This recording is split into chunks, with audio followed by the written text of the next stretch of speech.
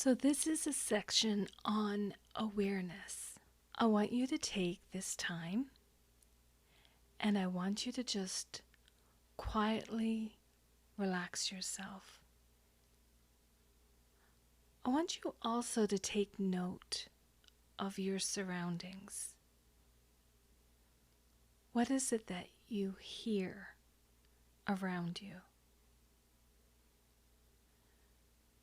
For myself, I can hear the traffic off in the distance, an occasional car driving past on one of the roads just up the street.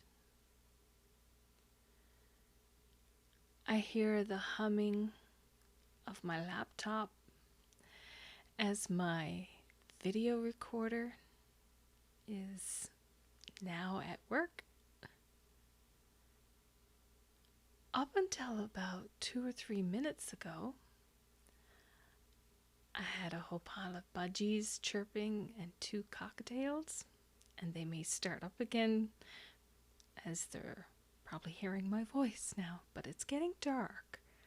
So the room is getting dark in there, and they're now quieting down for their night, which usually is my only time to create videos. What else do I hear? I hear the humming of the fridge in the next room.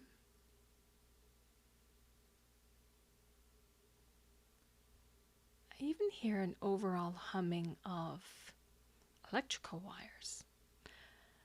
I don't know how many of you can actually hear the buzzing of electricity in your house. What are the things that you hear? And if you find the noise extremely distracting for this section on awareness, try using a set of headphones that will drown out some of the sound around you.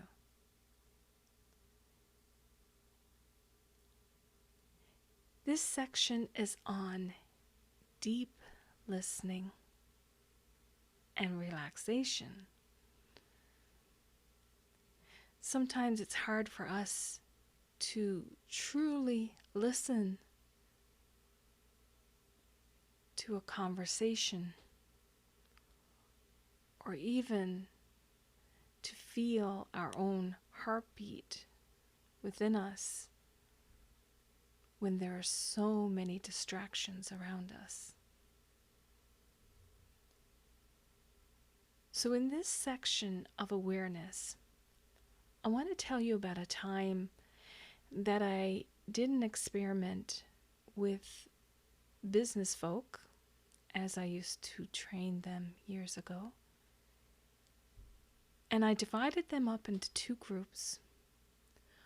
One was going to tell a story about the most exciting moment of their life. Or they could talk about a vacation, or the best memory, or something from their childhood that was positive. While the rest of the group, I approached them into another room and I said, there's going to be 2 parts to this experiment. The first part, the group in the other room that you will be paired up with, one-on-one, they're going to tell you about a time, their best memory, or something exciting that happened to them. And they know they have to talk for at least 2 or 3 minutes. But I want you, instead of listening to them, to do everything possible to show them that you're not interested, that you don't want to listen. But you're going to do it non-verbally. So what are some of the things that people do to you that are listening to my voice right now What are some of the things that people do to you that annoy you and make you feel like the person is not truly listening to you?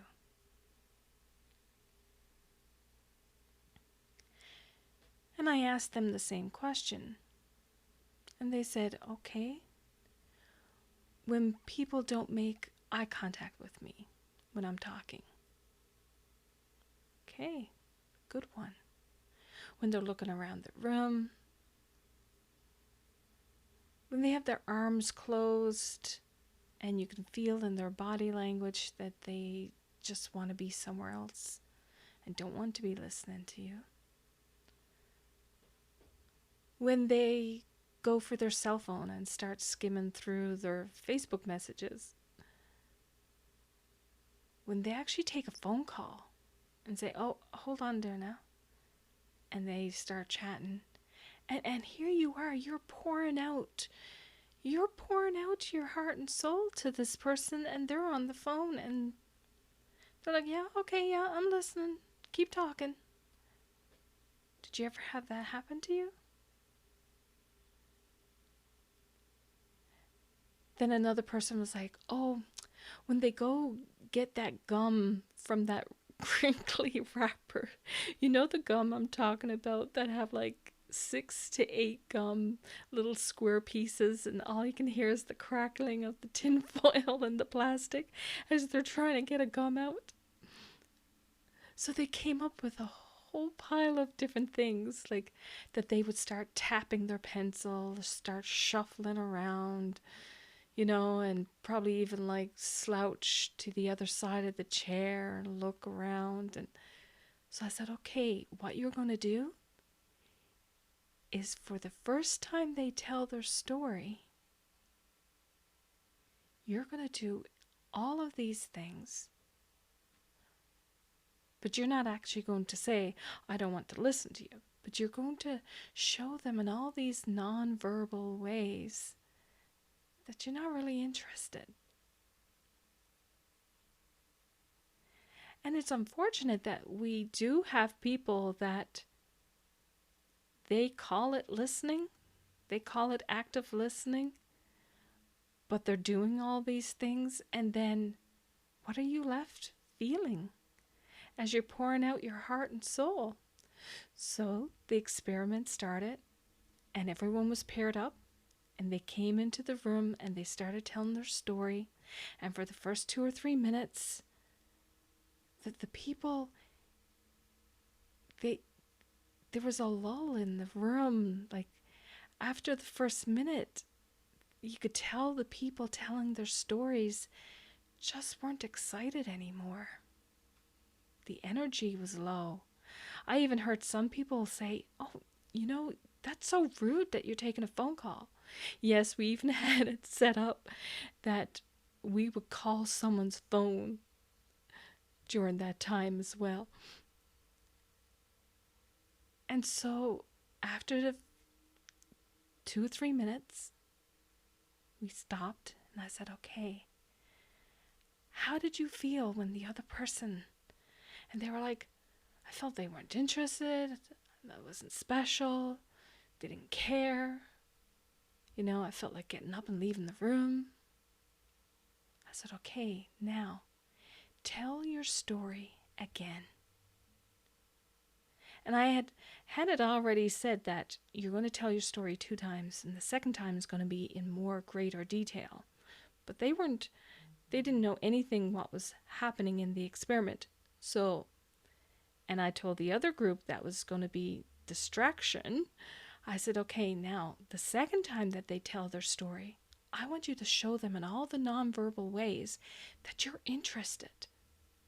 So making the eye contact and the open posture and leaning forward in the chair and responding and like, really? Oh my gosh, tell me more. This is so amazing. This is exciting. And what happened?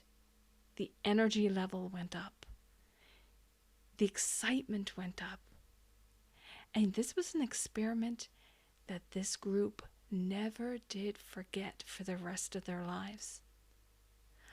I learned this lesson when I was about 15, 16 years old, doing the youth leadership conferences. I facilitated and helped create 13 youth leadership conferences.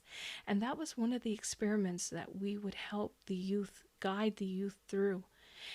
And to this day, these youth do not forget that experiment. And when they're listening to somebody, they take note to fully listen. You know how you can always tell that, someone's listening to you, but the hamster wheel is going around in their mind? And you can tell that they're just thinking of the next thing to say back to you, but they're not really truly listening.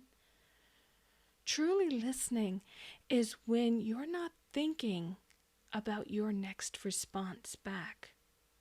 You're just fully engaged in what they're saying, and then when they finish, then think of a response. So with this section, I want you to take out your journal, and I want you for about 2 to 5 minutes to write down one of your most memorable, positive memories. And then over this week, I want you to find someone that you can share this with. And then take note of their own listening skills. And if their listening skills is not up to par, then say to them afterwards, I noticed that I spoke to you for 5 minutes, and then at the end of my 5 minutes, all you said was, "Oh, okay." And then skipped the subject and went directly on to yourself.